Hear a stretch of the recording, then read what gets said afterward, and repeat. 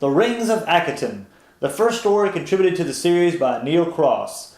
I have to admit, this one wasn't nearly as bad as The Bells of St. John, and I definitely enjoyed this one more.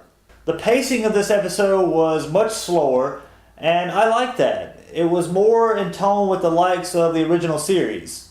A lot of people are complaining that it was very sluggish during the first half, that it dragged a lot. I can't disagree that the pacing was rather slow, but for me, that was a good thing. It allowed me to actually relax while I was watching it so that I could absorb what was going on. Now, I've already seen where a lot of people have likened the market scenes to the cantina sequence from Star Wars.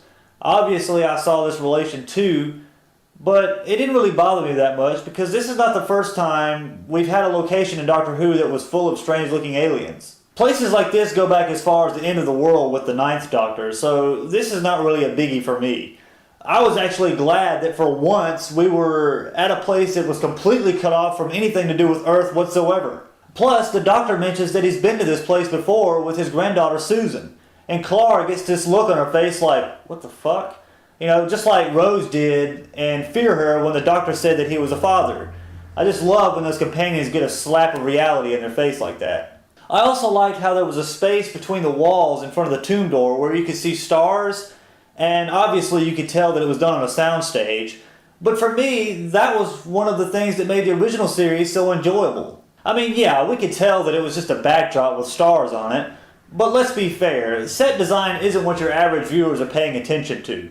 It was very minimalist and very nostalgic, and I like that. However, for me, this episode seemed to fall apart about halfway through. There were instances in the second half where logic was thrown straight out the window. And I imagine it's due to the 45-minute time constraint. Cross did very well slowly developing the story through the first half, but before he knew it, there was only 15 minutes left and he was forced to resolve the plot rather quickly. As a result, the episode suffered in terms of common sense. For example, why did the Doctor use the moped, the little space bike thingy? Why didn't he just hop in the TARDIS and arrive at the pyramid before the little girl got pulled there? He managed it in the pyramids of Mars, and that was probably a longer distance to travel from Earth to Mars. I can only conclude that that little bit was thrown in there to appeal to the little kids watching, which is rather silly because little kids were watching it during the 70s and 80s, and they didn't need out-of-this-world ridiculous vehicles to make the show appeal to them. Another throwaway of logic was the door to the tomb. The Doctor claims that he was able to open it because he matched the frequency of the tumblers or something to that effect. His explanation was kind of garbled. But after the door closes and seals everyone inside, why didn't the sonic screwdriver work from that side? The door seems to be very simple in design in terms of an open-close mechanism, especially if it employs tumblers. So, if the sonic screwdriver can operate the tumblers from one side, why not the other? The door obviously has a basic up-down function, which reminds me of another silly tidbit. Why did the Doctor stand there so long struggling with the door open? Why didn't he just go ahead and seal himself and everyone else inside and then worry about trying to get out? Besides, let's say hypothetically that the sonic screwdriver could resonate the tumblers at the right frequency so that the door opens. I don't understand how the Doctor could be feeling a sensation of intense weight on him while he's trying to hold it open. I mean, if that little bit was thrown in there just to ensure that the audience acknowledges that the door is heavy, it truly shows how dumbed down the show has got. Because, I mean, come on, it's a fucking stone door. Even your little kids can tell that it's fucking heavy. I really liked the Vigil, the little robots or whatever they were. I liked how they whispered when they talked. Yes! That! Why can't you make the fucking Ice Warrior sound like that? How come when it's an Ice Warrior, it's changed because it's cheesy, but it's okay when it's the Vigil? They were underused a bit, I think, though. Also, the opening sequence. Is the Doctor some kind of creepy stalker now? Really? Stalking Clara's parents from the time they met till she met him? Kinda creepy, Doctor. And anyway, if that's how he's going to investigate this mysterious Clara, why didn't he just do that with the Clara that he met in the snowman? Right as he realizes, as he's looking over her grave, that that girl was the same girl from the asylum, Why didn't he just go back in time and see how that version of Clara came into existence, instead of sitting in a monastery waiting for a modern-day 21st century version to call? Oh yes, of course, I'm sorry. The companion has to be from present-day Earth so all the idiotic masses can relate to the show. One thing that did get a little annoying with me was the singing.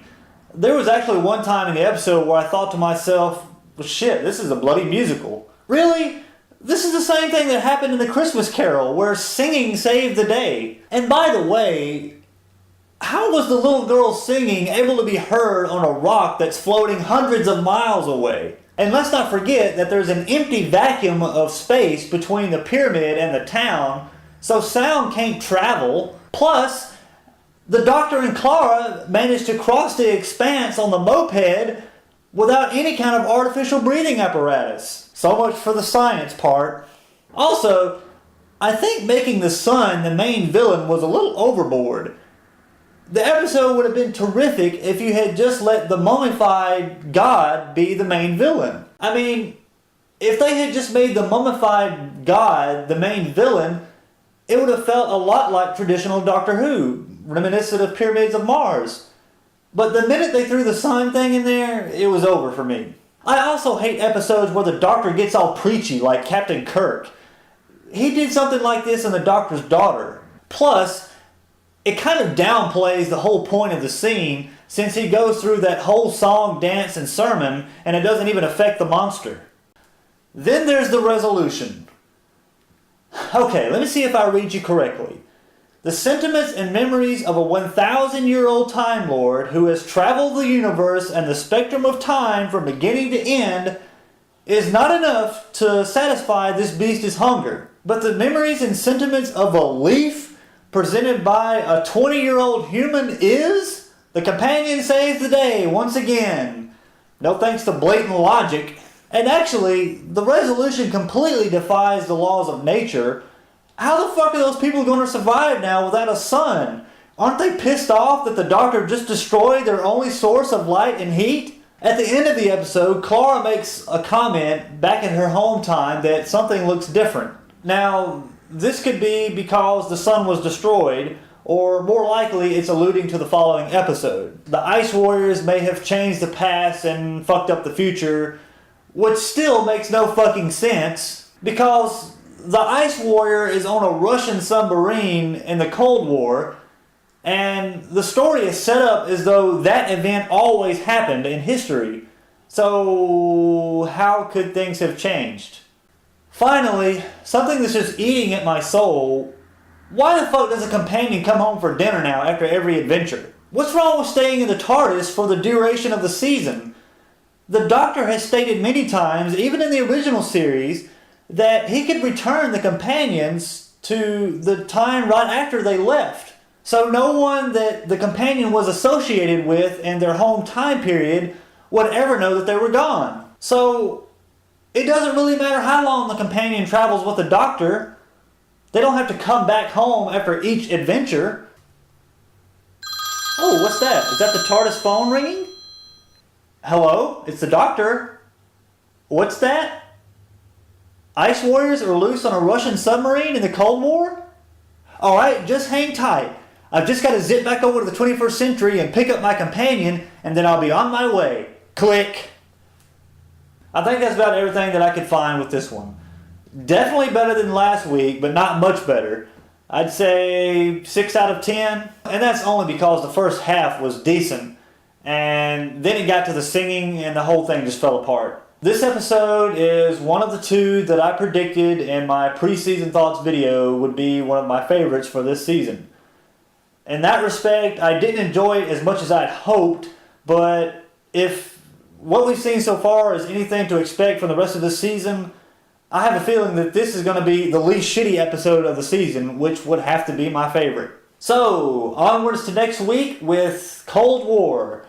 And judging from the trailer, I'm already going to have plenty to rant about because they completely fucked up the Ice Warriors' voices. So, see you next week.